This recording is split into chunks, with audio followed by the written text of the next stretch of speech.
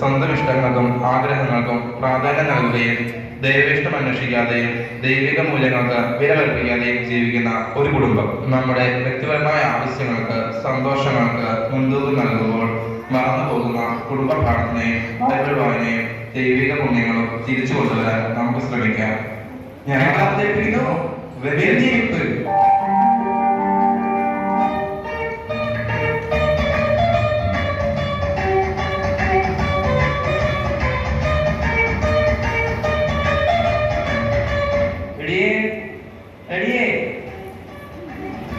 എന്താ മനുഷ്യ രാവിലെ തന്നെ വന്ന് തൊള്ളതൊന്ന് നടന്നേ പോകുമ്പോഴത്തേക്ക് ഒരു ടാക്സി.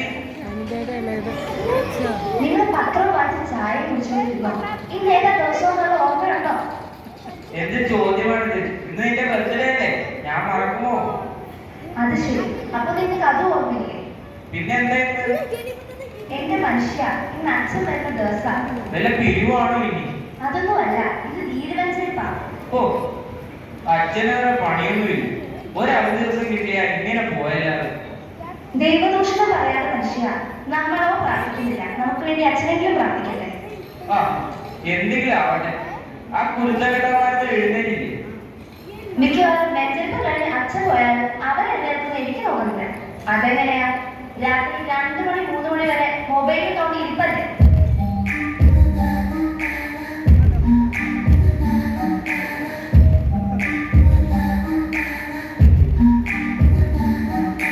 സമയം 12 മണി ആയതേ ഉള്ളല്ലോ.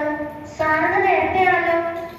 വെറുതെ ഇവിടെ തലയിൽ ചോദിക്കുന്നത് നിൽക്കാതെ ബാക്കിയുള്ളതിനെ കൂടെ എഴുന്നേൽപ്പിക്ക്. എന്നിട്ട് പോയാൽ മുറിയൊക്കെ വൃത്തിയാക്കിക്കേ.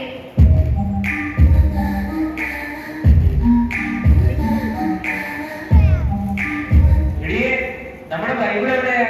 അത് ഉപയോഗിച്ചിട്ട് കുറെ ആയി, തപ്പിയെടുക്കണം.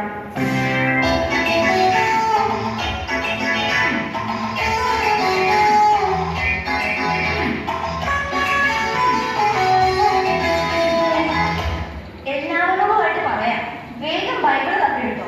അച്ഛൻ വരുമ്പോ ഇവിടെ ബൈബിൾ ഇല്ലാന്ന് വന്നാ നാണക്കേടാ.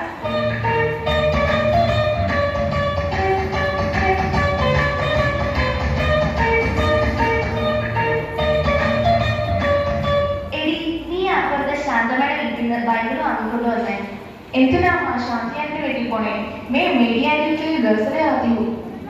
കഴിഞ്ഞ ആഴ്ച അവരുടെ പട്ടി നമ്മുടെ പൂച്ചയെ ഒളിച്ചെന്ന് പറഞ്ഞ് ഞാൻ വഴക്കുണ്ടാക്കിയില്ലേ? അന്ന് പുറത്തു പറയാൻ കൊള്ളാത്തതല്ല ഞാൻ അവളെ വിളിച്ചതാണ്. മാത്രമല്ല അവളുടെ സ്വഭാവം മോശം. നീ വേഗം പോയിട്ട് ശാന്തമ്മയുടെ വീട്ടിൽ പോയി വാങ്ങിച്ചോണ്ട് പോ.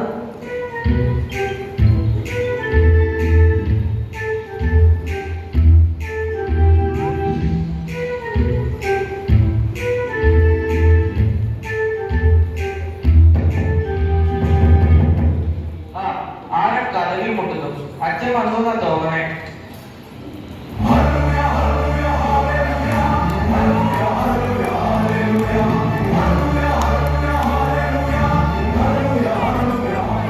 ഈശോ മിശിഹായ്ക്ക് തുല്യമായിരിക്കട്ടെ. അച്ഛൻ സ്തുതിയായിരിക്കട്ടെ. എന്നാ അച്ഛൻ ഈ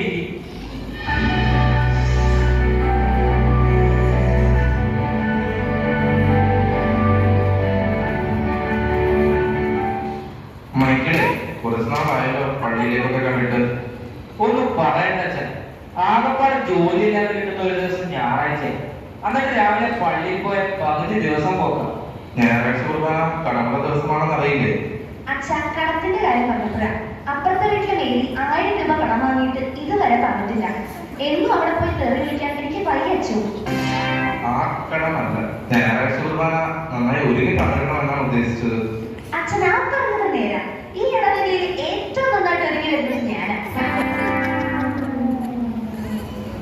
എടാ മോനെ, നിന്നെ പള്ളിയിലോട്ടൊക്കെ കണ്ടിട്ട് കുറെ നാളായല്ലോ.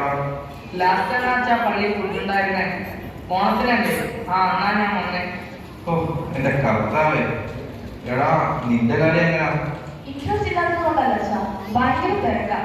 രാവിലെ ബാഡ്മിന്റൺ ക്ലാസ്, ട്യൂഷൻ, പിന്നെ വൈകുന്നേരം ഡാൻസ് ക്ലാസ്, ഒട്ടും സമയമില്ല. ഓ, അപ്പൊ ചുരുക്കി പറഞ്ഞ ഇതിനിടയ്ക്ക് ഒഴിവാക്കാൻ പറ്റുന്നത് പള്ളിയും കുർബാനയും മാത്രമാണെന്ന് സാരം. എടാ, അപ്പോൾ നീയോ?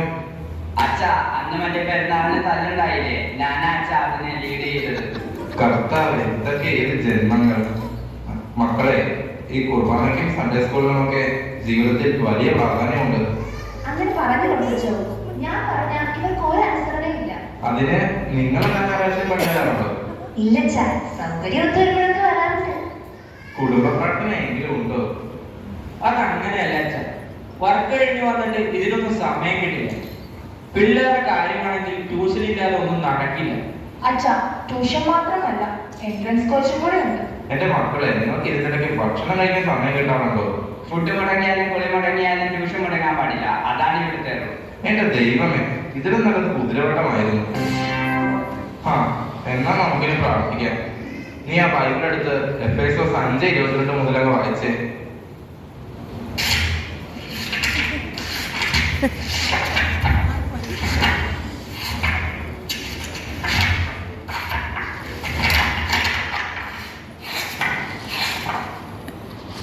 കഷ്ടപ്പെടണ്ട, ഞാൻ തന്നെ പറയാം.